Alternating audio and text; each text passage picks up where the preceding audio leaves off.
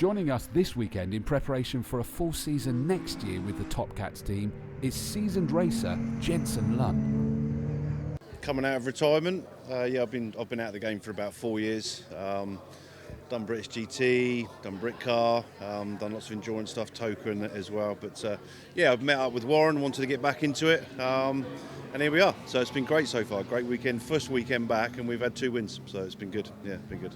I'm used to more driver aids, if I'm honest. This is rough and ready. It's a big go-kart with a 5-litre engine. These conditions today, especially in the wet, it's going to be really tricky. But yeah, I'm coming to terms with it, and I'm able to use Warren's data because he's driven the car for a long time. So use Warren's data has been really helpful. But it's good fun. It's good fun. Yeah. Top Cats guys have been great. All of them have welcomed me, and they don't know me, but they've been really good. And they've not, we've shared all the data throughout. I was 10 seconds off Warren at the start of testing. I'm within a second now. So in my first weekend, I'm really pleased with that. So next year, a full championship with these guys is really where I'm going. So yeah, good. Very different weather today, which made for some tricky tyre choices. Started on wets and I thought it was drying, so I made the call for slicks, and it just wasn't slicks. I turned into the old hairpin and had a complete opposite movement, so pit straight away for wets, and I went faster again. So yeah, really good qualified session, and I'm really happy with my lap. If it stays how it was then, we'll start on wets and see how it progresses throughout the day. There was quite a bit of oil down, which made the wets better because the slicks just wouldn't grip to the oil. So we could pit for slicks in the 25-minute, but it would be a gamble, definitely. Well, just before the sprint race, the heavens absolutely opened, provided a very wet track for the start of the race. So it got less tricky on the decision of tyres, but it got even harder to see where you were going, let alone trying to keep it on the tarmac. As our leader found out, Sam Neary just spinning it around on the first corner, managing to keep it just enough out of the gravel to get going. But by the time we got up to McLean's, John Seal and the white Ginetta of Jasper Henriksen, they went off. And then Sam Neary, I think he came over to make sure that John Seal was okay. So sadly, the red flag came out and they were going to have to take the start again. But the number 80 car was going to be starting in the pits. So Sam Neary decided to tweak what he was going to do. Into the pits he came. And down they came for this restart. Now, of course, in these conditions, you've got to say that it's probably going to favour the less powerful cars. And look at that, Dan DeZille. He's making sure that he's taken advantage of that as much as he possibly can, as he takes that number 19 Ferrari all the way up into the lead. A fantastic start up the inside. And it looks like we've got the 78 car of Jim Geddy just tucked in behind him there as they disappeared down those very, very wet Craner curves. Look at the rooster tails coming off the back of those cars, and the front two already starting to scamper away. You can see the big GTO Lamborghini Huracan of John Seal sort of just trying to keep it on the tarmac. All of them really not able to apply the power as much as they would like to, so the GTO cars are really going to struggle out here today. But already you can see that Dan DeZille is just scampering off into the distance. Jim Geddy is doing a great job there as well in the number 78 car. He's sort of still getting used to this car, allegedly.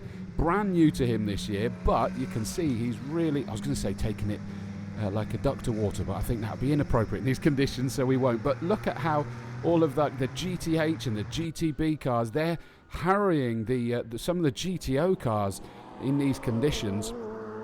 Very dark and gloomy, and big rooster tails down past the exhibition, or along the exhibition straight there, and you can see that Graham Tilley, remember that big number 6 Nissan, when we had the heavy rain at Brands Hatch, that was apparently wheel spinning in 6th gear in the countryside. I suspect it's going to be doing the same as he comes down the start-finish straight. Look at that, trying to make a challenge on Simon Orange in the number 21 GTH Ginetta. So the Team Hard car is sort of really doing a giant killing act. There we've got the number 20 BMW of Tom Barrow trying to keep behind him the James Hilliard number 82 Ginetta, but they're having a great fight there, and that's a Class B GTB car just ahead of the GTH Ginetta of James Hilliard. Down they go, and ahead of them they've got the GTH car number 44 Steve Ruston at the wheel of that one as Dan DeZille. Look at the gap he's already got. That was round McLean's, as just coming up Schwantz curves comes the 3rd and 4th place cars, the pair of Lamborghinis, different groups, the GTO Lamborghini Huracan GT3 car of John Seal compared to the Super Trofeo GTC Challenge car of Tom Webb today, out in that number 13 car this time. And they make their way round Coppice, ready to come down Exhibition Straight towards Robert Chicane to complete another lap. Lights ablaze there from both of these two, and it looks like Tom Webb, you can see that he's having to sort of just pop out just so that they can get any kind of visibility. You can't sit behind the cars in these conditions, because otherwise you are just sort of losing all of your view as we come down again to complete yet another lap. This time Tom Webb's actually proving me a fibber there, and he's sat right in the slipstream. Now he pulls out, as much to see as it is to see if he can have a lunge. Not possible this time round, so tucks himself back onto the racing line. Oh, and John Seal onto the painted curbs there. That could have been tricky, but he did a great job. Oh no, and it looks like the Marcus Mantis, sadly, Warren Gilbert, he's just put that in, and he's been joined by the white Janetta. This could be bad news. This is up at McLean's, and is he going to be able to do it? Now there's the safety car, so it's had to control these. Look at those conditions. It's just getting worse and worse. Sadly, it took too long to get the cars out, and there was rivers at various parts, and so it went to the checkered flag under the safety car. Great win for Dan DeZille. I was maybe lucky, maybe talent, who knows. Came in front, and from there it was just getting into nice rhythm, and I enjoyed it. Car was great, so just got my head down. That was a race and a half, a last minute change, then there was something wrong with the car. Then I managed to get on the front row when everyone span off, and then we had to regrid. Then there was a safety car, I didn't know what the hell was going on, and I couldn't see a thing. In the corner on the brakes handle's really nice. It's, it's just a great car to drive, really. Just real great feedback, really well set up. I just think in these conditions, it doesn't matter what you're driving, even a boat, you're going to struggle, aren't you? It's a great experience that we don't get to go out in those conditions very often, so it's really good for the learning curve. But it was, as everyone's saying, we couldn't see. The track was changing constantly, and it was getting worse and worse. But so we just took a plan to just get to the end. Take the plunge indeed. Perfect words considering those conditions. But thankfully, the weather has improved for the 50-minute pit stop race. However, it is still a damp track, so they're going to need to be mindful. On the front row, it is the 19 Ferrari of Graham DeZille, and it should have been the Geddes alongside, but sadly that car is not there. Second row, John Seal and Tom Webb. Richard Neary, Graham Tilley on row 3. John Whitehouse and Josh Jackson on the fourth row. Fifth row, Brent Millage and James Hilliard. On the sixth row, we've got Tom Barrow in number 20 BMW 150 and Gareth Howell alongside him in the number 8 BMW. Row 7 is Warren Gilbert and David Frankland, and on the 8th row, Jasper Henriksen and Chris Murphy in the number 72 Whitebridge Motorsport Aston Martin. So, down for the rolling start for this 50-minute race, and you can see that Graham DeZille's going to have the inside line, but he's got the quicker cars now behind him, and the conditions improving. What a cracking start there by Tom Webb. That GTC Lamborghini saw the gap left by the Geddes that he just didn't need to be asked twice. Straight through he goes and into the lead, and he's got the two green machines. Look at that, it's so tight round Redgate and Hollywood on the first lap for these guys, isn't it? But down the Craner curves, you can see it is still very wet out there, just nothing compared to what we had in the sprint race. Down towards Old Hairpin for the first time we go, and Tom Webb is going to have to withstand some serious pressure. First of all, John Seal in the number 55, the green Lamborghini GT3 car.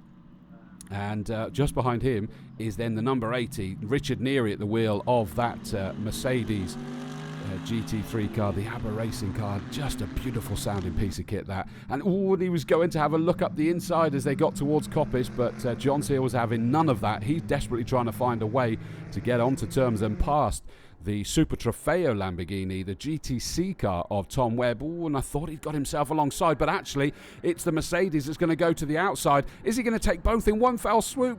Oh, no, he's not. Into the Robert Chicane. He just finds a gap between the two cars, slots himself in, and then gets onto the start-finish straight.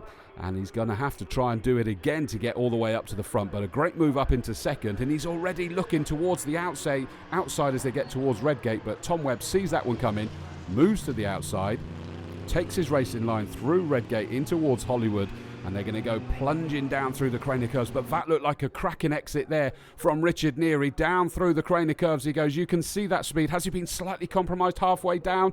Oh, I'm not sure. No, he's heading towards the inside up the inside at Old Hairpin. That was set up about 2 corners ago. But I thought it just gone for a Burton, but he's managed to make it work, and he's up into the lead. John Seal is not going to want Richard Neary to scamper away too much. He's desperately going to want to stay on terms with that Mercedes as much as he can, both for his sake and for Jamie Stanley, his teammate, once he jumps in. We saw how quick he was yesterday, Jamie Stanley. Oh, and there we go, John Seal, as they go towards Coppice. Has he got the inside line? Yes, he has. Through goes the GT3 version of the Lamborghini Huracan.